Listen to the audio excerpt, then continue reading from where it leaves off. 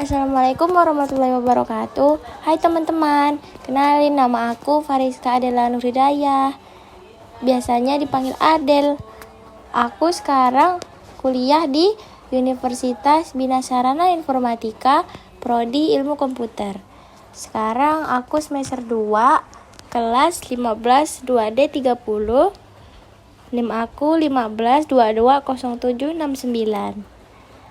Sekarang ini, aku mau ngebahas tentang sejarah perkembangan generasi komputer dari masa ke masa. Penjelasan komputer dari masa ke masa yang perlu Anda ketahui yaitu ada 6 komponen. Yaitu apa itu sejarah perkembangan komputer, komputer generasi pertama, generasi kedua, ketiga, keempat, dan yang kelima.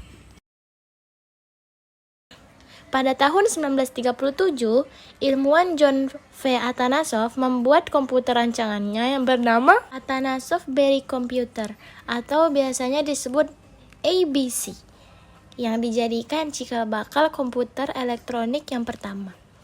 Dalam perkembangannya, komputer memiliki 5 generasi yang berbeda loh, yaitu komputer generasi pertama pada tahun 1940 sampai 1955. Komputer generasi pertama yaitu UNIVAC dan ENIAC menggunakan 18.000 tabung vakum dengan ukuran 1.800 kaki dan mempunyai berat yang mencapai sekitar 30 ton.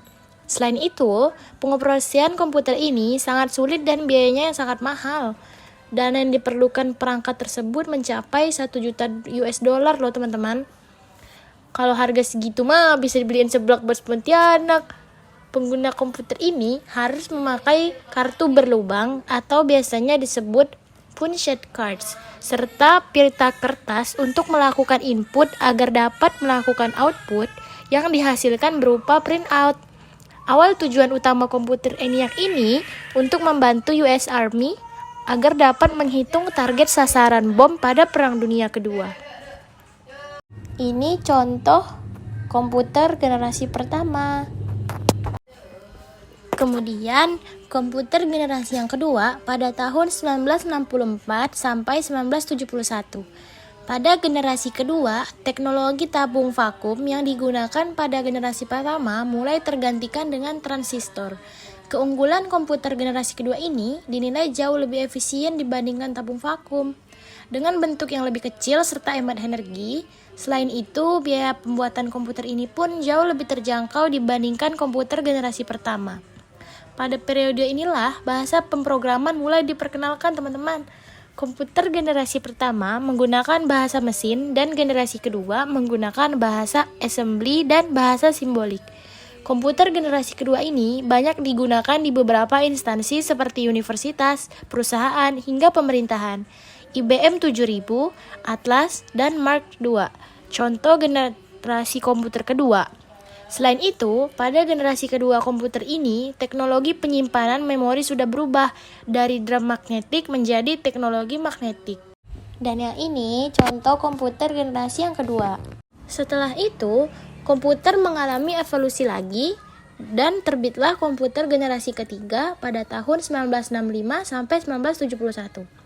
Tahun 1965 sampai 1971, generasi komputer ketiga dimulai dengan menggunakan Integrated Circuit atau ICS. Digunakan sebagai komponen dasar komputer, bukan lagi menggunakan transistor.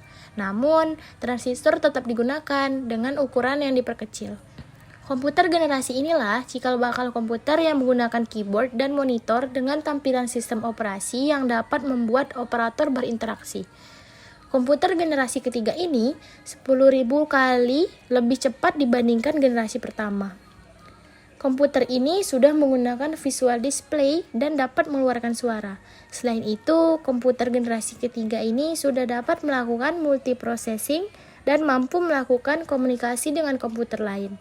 Komputer ini juga lebih murah dan dapat dijangkau masyarakat umum. Pada tahun ini juga, komputer berkembang dengan sangat pesat. Ini komputer generasi ketiga. Kemudian muncul lagi komputer generasi keempat pada tahun 1971 sampai sekarang.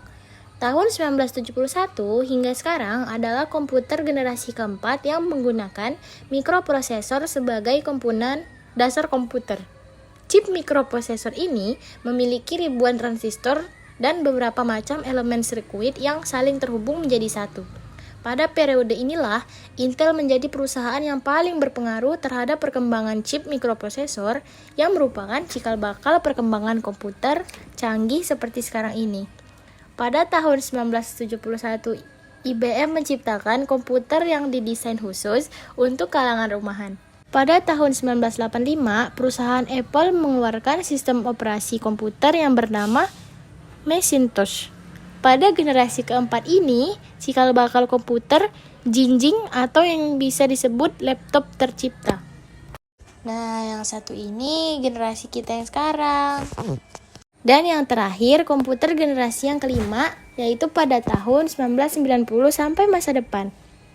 Sekarang hingga masa depan, komputer generasi 5 masih dalam tahap pembangunan, di mana generasi ini memiliki kemampuan mendengar, berbicara, dan melihat, seperti manusia ya guys. Tentunya generasi komputer ini sangat canggih. Komputer ini mempunyai teknologi yang dibuat dengan kecerdasan buatan atau yang biasa kita sebut artificial intelligence. Saking canggihnya komputer ini, para ilmuwan mencoba membuat komputer yang dapat memiliki pikiran layaknya manusia. Keren gak tuh? Tidak terbayang secanggih apa komputer nanti di masa depan. Nah, yang terakhir ini nih guys, udah kayak ilusi mata gak sih? Jadi itulah 5 generasi komputer yang sudah ada di dunia ini. Terima kasih ya teman-teman sudah mendengarkan presentasi dari saya. Selebihnya saya mohon maaf jika ada salah kata. Wassalamualaikum warahmatullahi wabarakatuh.